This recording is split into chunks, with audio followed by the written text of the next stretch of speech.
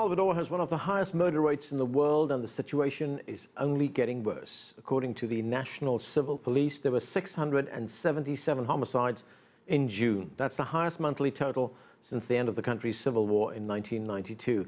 The violence has been linked to two powerful gangs, the Mara Salvatrucha, known as MS-13, and Barrio 18. For the latest, let's go to CCTV's Frank Contreras. He joins us from Mexico City. And Frank, what is behind this latest upsurge in violence?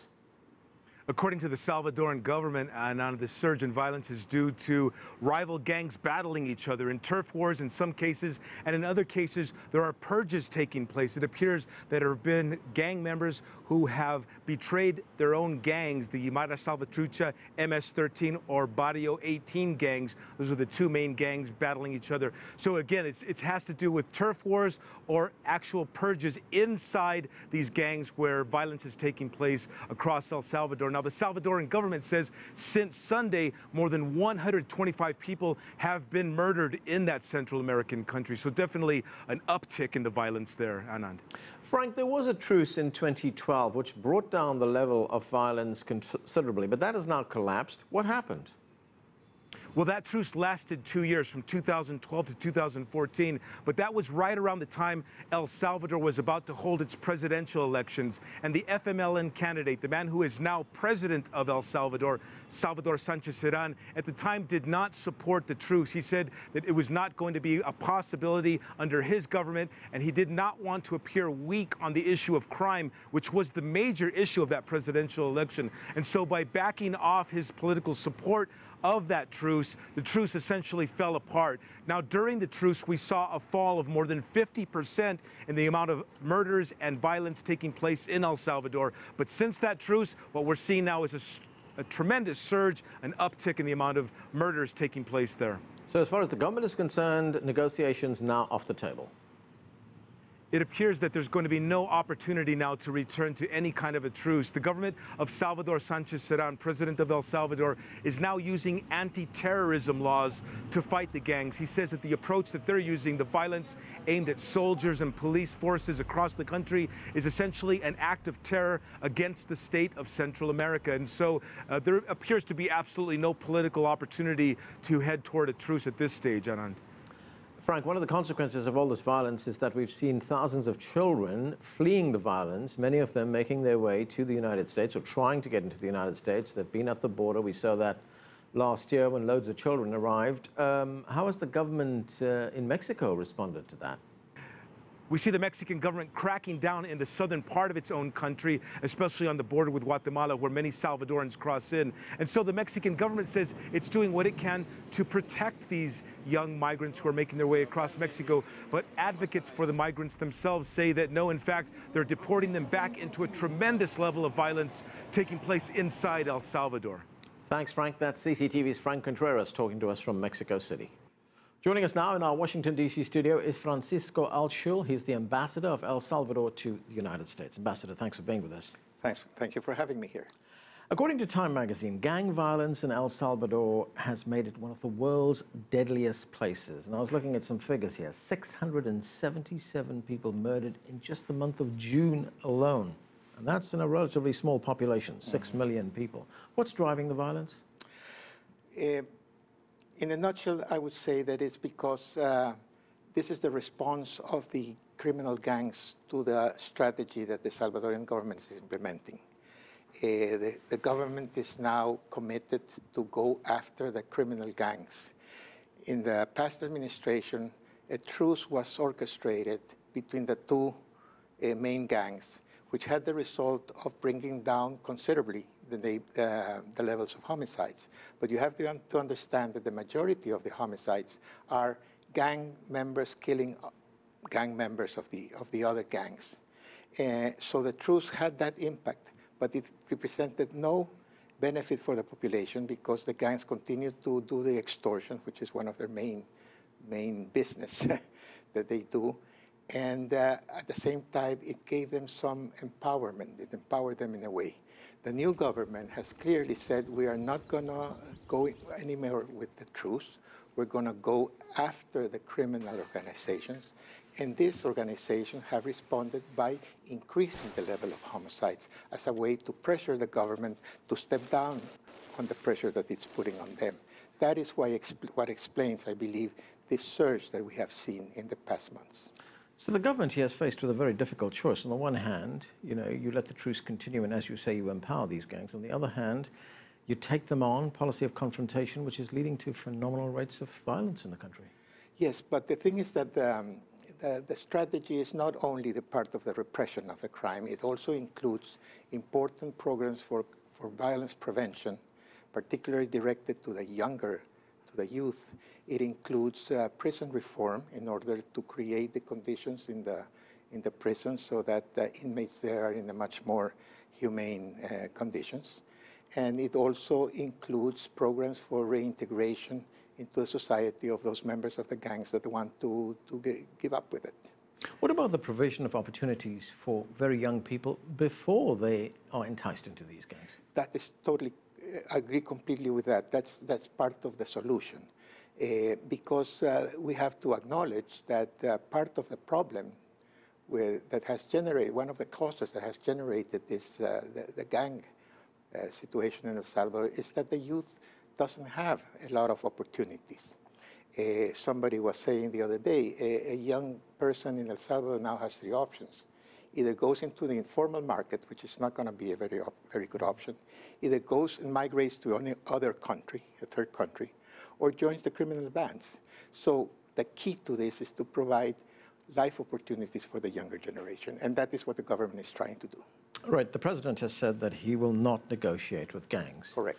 I was in El Salvador a few years back at a time when the government was negotiating with gangs. I visited a prison. I spoke to gang leaders there. The violence level did go down considerably. Yes. Of course, the government at that point did not admit that they were negotiating with gang leaders.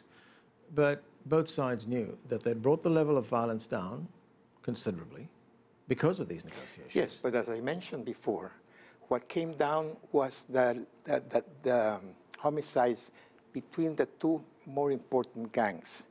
The normal people, the people who are suffering the impact of the gangs by extortions, by ransoms, etc., didn't see any improvement in their situation.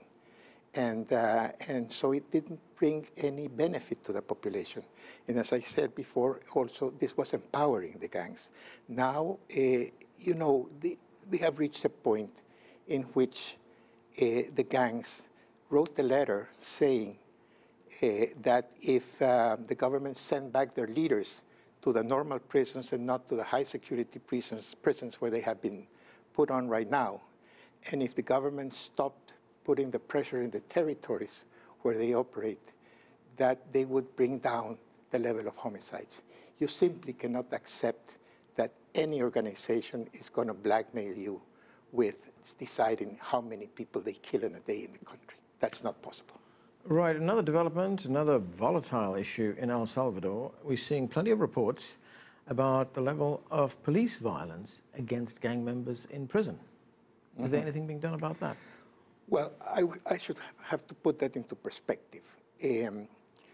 Obviously, in a situation like this, in which the gangs are going after the policemen in their during the holidays, during their time they go to spend time at their homes, they are going after them and killing them.